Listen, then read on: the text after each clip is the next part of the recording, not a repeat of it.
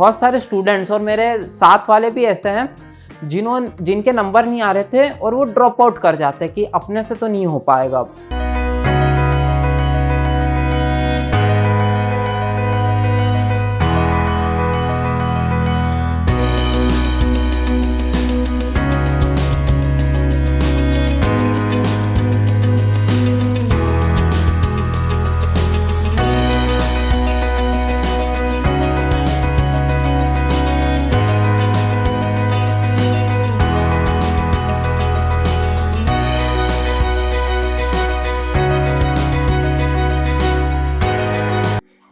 Hello guys, myself Prakhar Shrimali and I have secured All India rank 149 in GATE CSE 2022.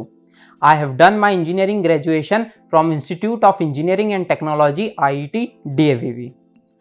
आज हम लोग यहाँ पर उन मिस्टेक्स के बारे में बात करेंगे जो मैंने अपनी गेट की इस प्रिपरेशन में की और मैं चाहता हूँ आप लोग उससे कुछ सीखें और उन्हें अवॉइड करें, क्योंकि आप लोगों ने सुना होगा कि अगर हम दूसरों के एक्सपीरियंसेस से सीखते हैं और उन्हें अपनी लाइफ में यूज़ करते हैं तो हमारी सक्सेस के चांस अपने साथ वालों से कहीं आगे हो जाते हैं। तो दोस्तों चलिए शुरू करते हैं।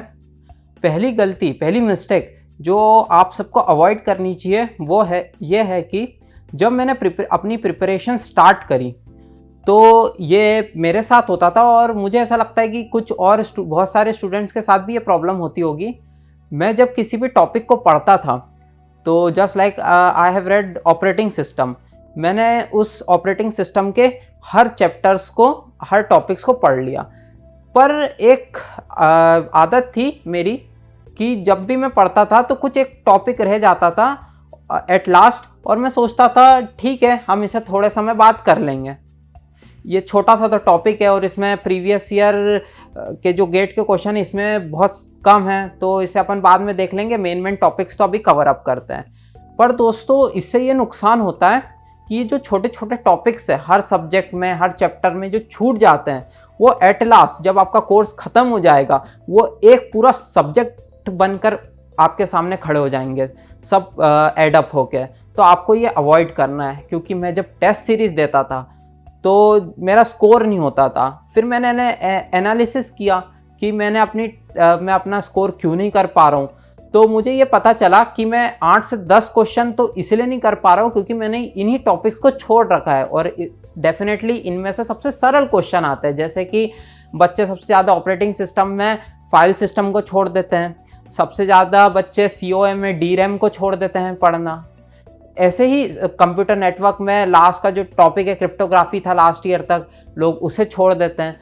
तो इनमें से एक एक क्वेश्चन भी अगर आता है और बहुत इजी सा आता है तो वो आपका छूट जाता है और जो मेन टॉपिक्स होता है उसमें से डेफिनेटली टफ क्वेश्चंस आते हैं, तो अगर वो आपसे नहीं बने तो आपका स्कोर बहुत लो हो जाता है। इसलिए हर टॉपिक में से सब कुछ पढ़ना है, किसी चीज़ को छोड़ना नहीं, अभी आपके पास बहुत समय है। तो ये मेरी पहली मिस्टेक थी। Now let's talk about second mistake दोस्तों ये थी कि आप जब भी टेस्ट सीरीज ज्वाइन करोगे तो आपको कोई भी टेस्ट छोड़ना नहीं है देने से। एक्चुअली ऐसा होता है दोस्तों कि आप जो भी पढ़ते हो टेस्ट सीरीज उसका पूरा इवैल्यूएशन होता है। अपनी GATE@ZEAL की टेस्ट सीरीज जो है वो बहुत ही एक्यूरेट है और इस टेस्ट सीरीज में आपके सारे topics subject wise cover up होते हैं। तो जैसे जयश्री मैम जब पढ़ाती हैं तो जब भी वो टॉपिक कवर करती है और एक हफ्ते बाद 2 हफ्ते बाद उस टॉपिक का टेस्ट होता है तो आप डेफिनेटली उस टेस्ट को दीजिए। मैंने भी कहीं टेस्ट मिस करे हैं पर मैं आपको यही सिखाना चाहता हूँ कि मैंने जो गलती करी आप उसे ना करें, क्योंकि वही गलती बाद में आकर आपके सामने खड़ी हो जाती है और आपको दिक्कत होती है प्रिपरेशन में। तो आप ये ना करें, सारे टेस्ट बराबर से दें और चिंता ना करें उसमें, क्योंकि मैं आपको अपनी बात बताऊं और मेरे साथ के कुछ टॉपर्स जिनकी रैंक भी आई है उनकी भी बात बताऊं तो कई बार हमारे 70 का जो पेपर होता था, 70 मार्क्स का किसी सब्जेक्ट का, तो 7 से 8 नंबर भी आए। पर आप हर फेलियर के बाद अपने आप को इवेल्युएट करें कि इस पेपर में मुझसे गलती क्या हुई है, और जब आप उस गलती को इवेल्युएशन करेंगे तो आपको पता चल जाएगा कि आगे से आपको ये नहीं करना है। आप उसे एक रफ कॉपी में नोट करके रखिए कि मैंने इस टेस्ट में ये सिली मिस्टेक करी है, ये टॉपिक मैंने नहीं पढ़ा था, ये टॉपिक में के कंसेप्ट्स मेरे क्लियर नहीं है, तो डेफिनेटली आप जो आगे के टेस्ट होंगे उसमें स्कोर करना शुरू कर देंगे। थर्ड मिस्टेक जो मैं आपको बताना चाहता हूँ वो है कुछ बच्चे डीमोटिवेट हो जाते हैं। जैसे मैंने आपको बताया कि टेस्ट सीरीज़ में कहीं बार नंबर नहीं आते हैं, मेरे खुद के भी नहीं आते थे। मैं आपको सच बताऊँ तो ऑनेस्टली कहता हूँ कि जब मैं सब्जेक्ट टेस्ट हो रहे थे राउंड 1 के, तो मेरे मार्क्स कुछ 30 to 40 आ रहे थे उस समय 70 में से, और रैंक भी बहुत पीछे आ रही थी। ऑल दो जब राउंड 3 होने वाला था, राउंड 3 जब हो रहा था, जब फुल टेस्ट हो रहे थे जनवरी के मंथ में, जो आखिरी का मंथ है अपने गेट की प्रिपरेशन का, उसमें भी मेरी रैंक 30 to 40 जा रही थी अपनी कोचिंग में, और मेरे मार्क्स 40 से 45 के बीच में ऑसिलेट हो रहे थे, मेरे मार्क्स नहीं आ रहे थे। और उसी टाइम पे मैंने अपनी गेट एट द ज़ील की फैकल्टी से भी बात की थी, तो उन्होंने बहुत अच्छे से मुझे मोटिवेट भी किया और ये समझाया कि अपने को 5 फरवरी को अपनी गेट की एग्ज़ाम है, 4 फरवरी की रात तक अपने को पूरे अच्छे से तैयारी करनी है, और जो होगा अपन वहाँ देखेंगे, अपने को छोड़ना नहीं है। क्योंकि दोस्तों बहुत सारे स्टूडेंट्स और मेरे साथ वाले भी ऐसे हैं जिनके नंबर नहीं आ रहे थे और वो ड्रॉप आउट कर जाते कि अपने से तो नहीं हो पाएगा अब, क्योंकि अपने मार्क्स नहीं आ रहे, दूसरों के आ रहे हैं। पर ऐसा नहीं करना है, आपको आखिरी तक कोशिश करनी है, और डेफिनेटली ये मेरी गारंटी है कि आप स्कोर अच्छा करेंगे। चौथी मिस्टेक जो मैं आपको बताना चाहता हूँ वो है कंसिस्टेंसी की। जैसे आप और मैं जब भी पढ़ते हैं, तो मान लीजिए मैंने कंप्यूटर नेटवर्क का कोई सब्जेक्ट उठाया। अब कंप्यूटर नेटवर्क में मैंने डेटा लिंक लेयर लिया। डेटा लिंक लेयर में अगर आपने पढ़ा है तो मैंने उसकी 2 लेयर्स है, फर्स्ट लेयर पढ़ ली और मैक लेयर नहीं पढ़ी। मैंने मैक लेयर में आधा पार्ट पढ़ा और उसके बाद जो उसके CS MS CD और वो सब प्रोटोकॉल है वो सब नहीं पढ़े मैंने सोचा बाद में पढ़ लूँगा, और फिर मैंने उसको 10 से 15 दिन बाद उठाया।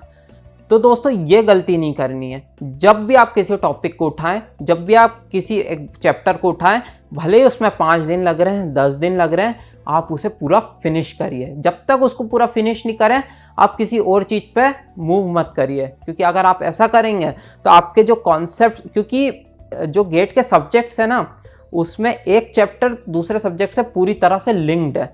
अगर आपने डेटा लिंक लेयर को अच्छे से नहीं समझा तो आप ट्रांसपोर्ट लेयर को अच्छा नहीं समझ सकते, आप नेटवर्क लेयर को अच्छा नहीं समझ सकते, आपने मेमोरी मैनेजमेंट में शुरू का पार्ट नहीं समझा तो आप वर्चुअल मेमोरी को नहीं समझ पाएंगे, उसके क्वेश्चंस नहीं कर पाएंगे। तो जब भी आप किसी टॉपिक को उठाएं आप उसे पूरा फिनिश करें, उसके ऊपर जो मॉड्यूल्स में क्वेश्चंस हैं उनको पूरी अच्छे से करें, बेसिक की एडवांस पूरी करें। एडवांस की अगर आप कर पा रहे हैं तो बिल्कुल करिए, और नहीं भी कर पा रहे हैं तो थोड़ा समय लीजिए, थोड़ा अपने कंसेप्ट्स क्लियर करें और फिर उसे ट्राई करें। पर बेसिक की आप पूरी मॉड्यूल्स करिए, क्योंकि उसी टाइप के क्वेश्चंस आपको गेट में देखने को मिलेंगे। और मैं आपको ऑनेस्टली बताऊं, इस साल का जो गेट का पेपर था उसमें मैक्सिमम 25 to 30% तो GATE at the rate zeal की मॉड्यूल से सेम टू सेम क्वेश्चंस आए हैं। TOC के क्वेश्चंस पूरे वैसे के वैसे ही आए हैं जो मैम ने यहाँ बोर्ड पर समझाया था, जो एग्जाम्पल्स लिए थे बिल्कुल सेम टू सेम वही क्वेश्चंस बन के आ गए। तो आप लोग यही चीज़ें पूरी तरह अच्छे से कर लेंगे ना, तो डेफिनेटली आप ऑल इंडिया रैंक 200 के अंदर तो बिल्कुल आएंगे। अब 5वीं बात अपन डिस्कस ये करते हैं कि बहुत सारे बच्चे इस बात में कंफ्यूज रहते हैं कि प्लेसमेंट को चुने या गेट को चुने। क्योंकि देखिए, आप जिस भी कॉलेज में अगस्त, सितंबर, जुलाई और अक्टूबर, इसमें सारी कंपनीज आपके यहाँ ऑन कैंपस में आती है प्लेसमेंट्स के लिए और आपको जॉब ऑफर करने के लिए, ठीक है। तो आपके जो कोडिंग राउंड्स होते हैं, आपके टेक्निकल इंटरव्यूज़ होते हैं, तो गेट में तो कोडिंग का कोई कल्चर ही नहीं है गेट के पेपर में, तो आप कोडिंग की प्रैक्टिस करने लग जाते हैं, प्लेसमेंट्स में ध्यान देने लग जाते हैं। पर इससे एक नुकसान होता है दोस्तों, वो ये है कि जब आप जुलाई के बाद जब कोई कंपनीज आना शुरू होगी और आप कोडिंग की प्रैक्टिस करने लगेंगे, प्लेसमेंट्स में ध्यान देने लगेंगे, तब मैम यहाँ पर कंप्यूटर नेटवर्क पढ़ा रही होंगी। क्योंकि हमारे समय में और शायद हर साल ये जो जुलाई से अगस्त का रेंज होता है उसमें मैम कंप्यूटर नेटवर्क पढ़ाती है और उसके बाद ऑपरेटिंग सिस्टम पढ़ाती है, जो कि सबसे टफ कॉन्सेप्ट्स हैं इन्हीं 2 सब्जेक्ट्स में, और सबसे ज़्यादा कंफ्यूजिंग भी यही 2 सब्जेक्ट्स हैं। और वेटेज भी इनका बहुत ज़्यादा है। तो अगर आप उस समय इनकी क्लासेस मिस करेंगे, इनके टेस्ट मिस करेंगे, इनकी मॉड्यूल्स को प्रैक्टिस नहीं करेंगे, अपने डाउट्स क्लियर नहीं करेंगे ना, तो ये चीज़ें पेंडिंग होती जाएगी। और जब ये 2 सबसे बड़े सब्जेक्ट्स हैं, ये 2 सब्जेक्ट्स क्लियर नहीं होंगे, तो जब अब अक्टूबर नवंबर में राउंड 1 की टेस्ट सीरीज़ अपनी ज़ील पे चालू होगी, तब बहुत ज़्यादा फ्रस्ट्रेशन और स्ट्रेस में आ जाएंगे, क्योंकि उस समय मैम कंपाइलर करा रही होगी, टीओसी करा रही होगी, फिर वो सब्जेक्ट्स आपके छूटेंगे। तो मेरे साथ यही हुआ था। मैंने अगस्त में प्लेसमेंट के लिए अपनी पूरी तैयारी करने के लिए थोड़ा सा गेट को साइड में रखा था, जिसका मेरे को बहुत बुरा इफेक्ट पड़ा जब मैं अक्टूबर नवंबर में आया। मेरे सीएन और ऑपरेटिंग सिस्टम के डाउट्स क्लियर नहीं थे। मैं उस समय फिर ये क्लियर करने गया तो मेरा कंपाइलर छूट गया, इंजीनियरिंग मैथमेटिक्स छूट गया, जो कि मैंने फिर जनवरी में किया जब टेस्ट सीरीज़ के साथ साथ, और इसके कारण मैं अपनी टेस्ट सीरीज़ में स्कोर नहीं कर पा रहा था जो राउंड 3 की थी। तो उससे फ्रस्ट्रेशन होता है, स्ट्रेस होता है कि दूसरे स्कोर कर रहे हैं, हम नहीं कर पा रहे। तो दोस्तों, आप लोग ये गलती मत करिएगा। अगर आप गेट के लिए बिल्कुल कॉन्फिडेंट है कि आपको गेट में जाना है, तो आप बिल्कुल मैम जैसा पढ़ा रही है वैसे साथ साथ चलते जाइए, तो डेफिनेटली आपका गेट में सिलेक्शन होगा। आपको किसी और तरफ ध्यान देने की बिल्कुल ज़रूरत नहीं है। तो यही मैं आप सबको बताना चाहता था कि यही गलतियां हैं जो मैक्सिमम स्टूडेंट्स करते हैं, और अगर आप इनको स्किप करोगे ना, तो दूसरे स्टूडेंट्स से आपके सक्सेस का चांस बिल्कुल 5 गुना आगे बढ़ जाएगा। और यही 5 मिस्टेक्स थी। Thank you.